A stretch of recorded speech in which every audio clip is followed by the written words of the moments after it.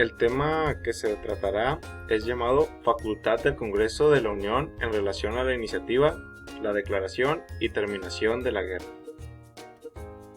Primero que nada empezaremos hablando por lo que es una guerra. La guerra es un conflicto generalmente armado en el que intervienen dos o más partes, implicando así un rompimiento del estado de paz. Se aplica a una lucha o enfrentamiento armado entre países o grupos de personas.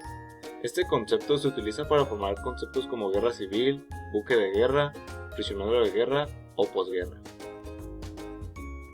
Los actos que conducen a la guerra se presentan sucesivamente en las siguientes fases: iniciativa para declarar la guerra, declaración de guerra y terminación de guerra.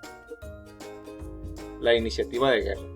La regla general que consagra el artículo 71 constituye en conceder la iniciativa de leyes y decretos al presidente, senadores, diputados y legislatura de los estados.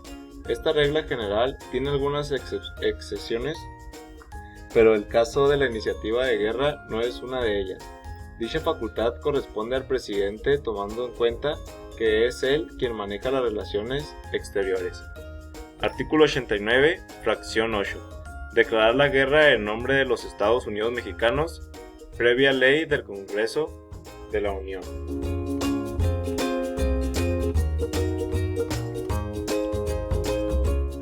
Declaración de guerra.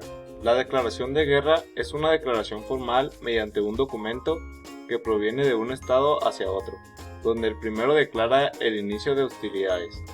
En la actualidad, este hecho se concreta mediante un documento formal, pero en la historia muchas veces se han iniciado guerras sin previo aviso.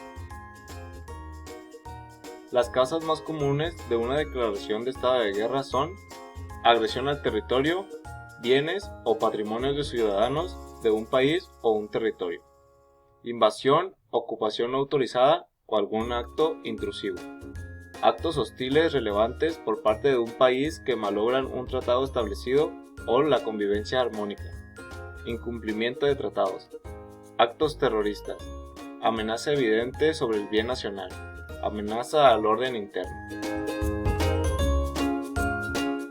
La fracción 12 del artículo 73 faculta al Congreso de la Unión para declarar la guerra en vista de los datos que le presente el Ejecutivo. Es decir, la resolución del Congreso requiere de la actuación previa del Ejecutivo. La fracción 8 del artículo 89 faculta al Ejecutivo para declarar la guerra en nombre de los Estados Unidos mexicanos. Nuestra Constitución habla de dos expresiones que parten de la declaración de guerra: declarar guerra. El que la declara reconoce la responsabilidad del conflicto. Declarar estado de guerra. Tiene el carácter de guerra civil y el gobierno puede, de ser necesario, convocar un estado de sitio para intentar mantener el orden público. En 1942, México entró en la contienda contra su propio deseo y como no le correspondía la responsabilidad por ser el agredido, se declaró solamente en estado de guerra. Terminación de guerra. La guerra concluye habitualmente con un tratado, lo cual corresponde al presidente de la República con aprobación del Senado.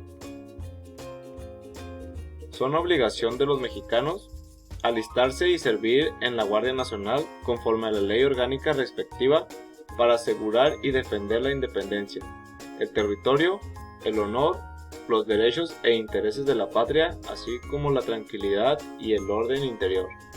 Artículo 31, fracción 3 de la Constitución.